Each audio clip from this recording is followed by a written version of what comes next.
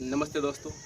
19 जनवरी 1990 की वो काली रात हम सबको ज्ञात होगी, जिस दिन कश्मीरी हिंदुओं के साथ, कश्मीरी पंडितों के साथ न केवल नरसंहार किया गया बल्कि उन्हें मौत के घाट उतारा गया, उन्हें पलायन करने के लिए मजबूर किया गया।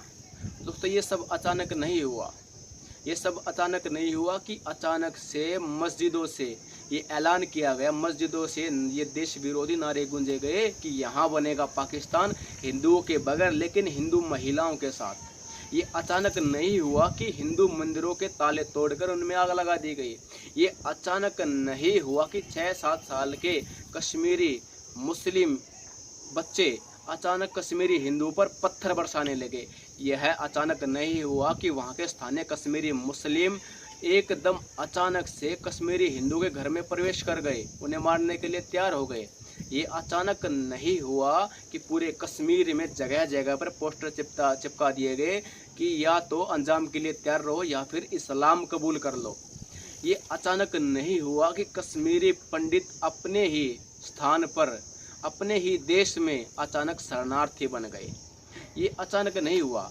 कोई नहीं जानता था कि कितने लोगों को मौत के घाट उतारा जाएगा। कोई नहीं जानता था कि कितनों का नरसंहार किया जाएगा। कोई नहीं जानता था कि कितनों को पलायन करना पड़ेगा। कोई नहीं जानता था कि कितनों को जलाकर मारा जाएगा। कोई नहीं जानता था कि कितनों का कत्ले आम किया जाएगा। लेकिन ये सब हुआ। ये सब हुआ एक रूपरेखा के तहत हुआ। इसमें से अचानक कुछ भी नहीं हुआ। अगर आप सोच रहे हैं कि ये अचानक हुआ, तो ये अचानक नहीं हुआ। अचानक से हिंदू मुस्लिम भाईचारे का जो राग था वो एकदम राख बन गया। ये अचानक नहीं हुआ। ये सोची समझी साजिश थी, कश्मीर को पाकिस्तान के हवाले करने की साजिश थी। अगर आप इसको सच नहीं मानते तो द कश्मीर फाइल अवश्य आपको देखनी चाहिए, और जिन्होंने देख ली है उनके तो कपाट अवश्य खुल गए होंगे कि वर्तमान की परिस्थितियाँ क्या बयां कर रही है, और 1990 में जो स्थितियाँ थी, जो परिस्थितियाँ थी, वो क्या बयां कर रही है। ना जब कुछ बदलाव था, ना आज कुछ बदलाव है। दोस्तों, गत 12 मई 2022 को सरकारी कार्यालय में राहुल भट्ट नामक व्यक्ति की, हिंदू व्यक्ति की हत्या कर दी जाती है। लश्कर-ए-तैयबा के 2 आतंकी उसको सरकारी कार्यालय में घुसकर उसको गोली मारकर हत्या कर देते हैं उसकी। और इसी प्रकार एक रंजीत की हत्या कर दी जाती है। इसी प्रकार बारामुल्ला में शैबुल्ला खान की, शैबुल्ला पादरी की हत्या कर दी जाती है।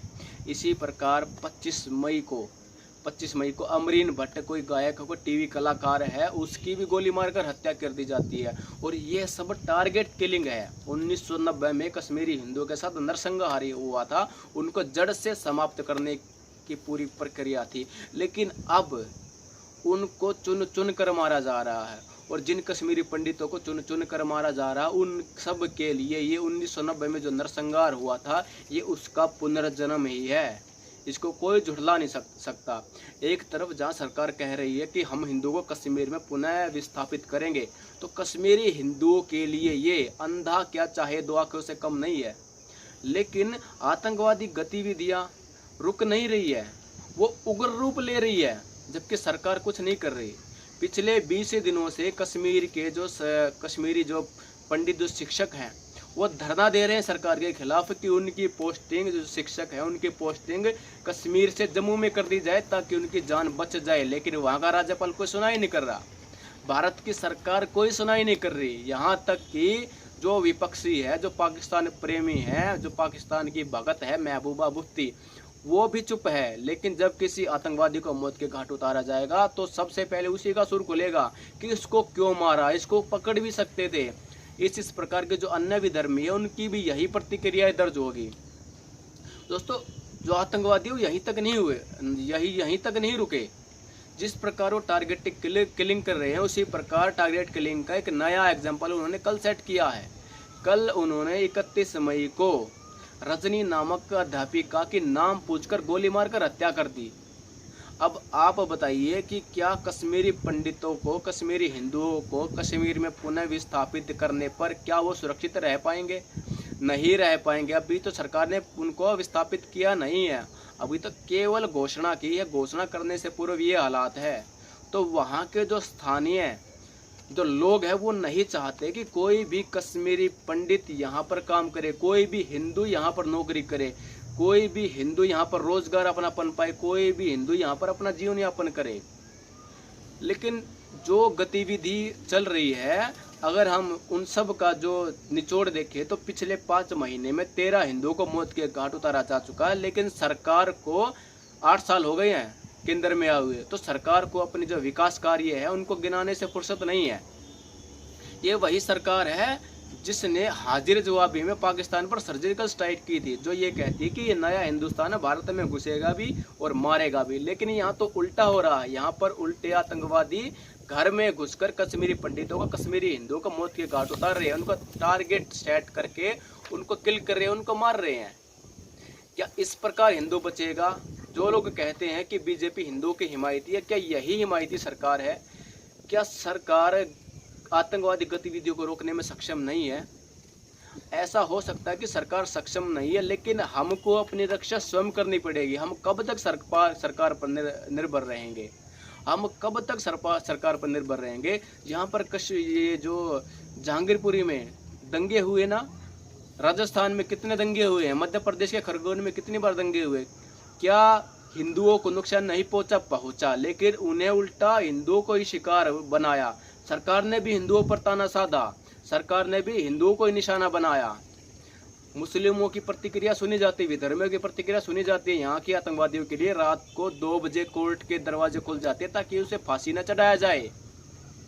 दोस्तों, आज वर्तमान की परिस्थितियों को देखते हुए हम सब के लिए आवश्यक है, न केवल कश्मीरी पंडितों के लिए, न केवल कश्मीरी हिंदुओं के लिए, बल्कि हम सब के लिए आवश्यक है कि हमारे पास वो तमाम साधन संसाधन हो जिससे हम अपनी आत्मरक्षा कर सकते हैं।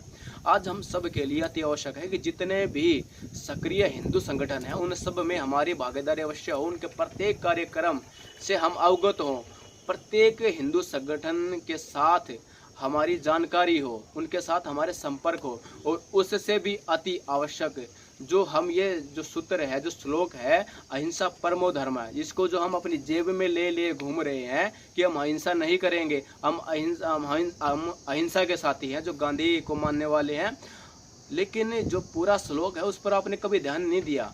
इसीलिए आज हमें मौत के घाट उतारा जा रहा है, इसलिए हम आज निर्दोष होते हुए भी अपना रक्षा नहीं कर पा रहे, इसलिए हमें जानबूझकर टारगेट करके मारा जा रहा है। लेकिन जबकि ये असली जो सूत्र है, जो श्लोक है, अहिंसा परमो धर्म, धर्म अहिंसा तथैव च, अहिंसा परम धर्म है, लेकिन धर्म के लिए की गई हिंसा भी जायज है।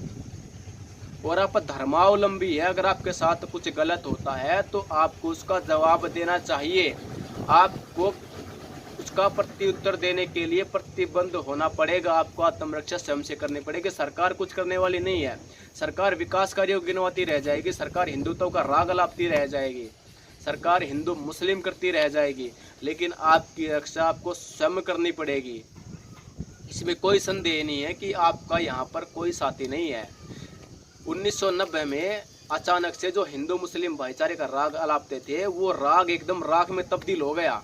तो जो स्थिति उस समय थी वही स्थिति आज है।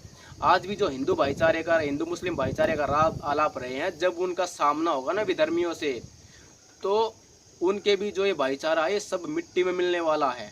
इसीलिए हमारा प्रयास है कि हम आप सबको चेताएं, हम आप सबको धर्म के प्रति सजग करें, और जिन साथियों को अपने धर्म को जानने के लिए किताबें चाहिए, सत्य जो हमारे सनातन धर्म की जो किताब पुस्तकें हैं वो जिनको चाहिए, या फिर जो निर्भ्रांत ज्ञान प्राप्त करना चाहता है, जो वेद का ज्ञान जो प्राप्त करना चाहता है, जो वर्तमान की जो स्थितियां हैं उनसे निकलने के साधन संसाधन जो ढूंढना चाहता है, उन सब के लिए किताबें thanksbharat.com पर हमने डाल रखी हैं।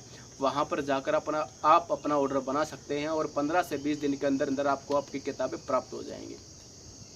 हमारे लिए सबसे आवश्यक जो हथियार है, जब से मूल हथियार है, वो है जानकारी। जब तक हम अपने धर्म से अनजान है, जब तक हम अपने शास्त्रों से अनजान है, जब तक हम अपने महापुरुषों की ताकत से अनजान है, तब तक हमें ऐसे ही मौत के घाट उतारा जाएगा, तब तक ऐसे हमें टारगेट किलिंग करके मारा जाएगा, तब तक हमारे प्रति ऐसे ही हिंसा की जाएंगी, हमारे लिए ऐसे ही जो मॉब लिंचिंग की जाएगी। तो फैसला आपका है कि आप क्या चाहते हैं।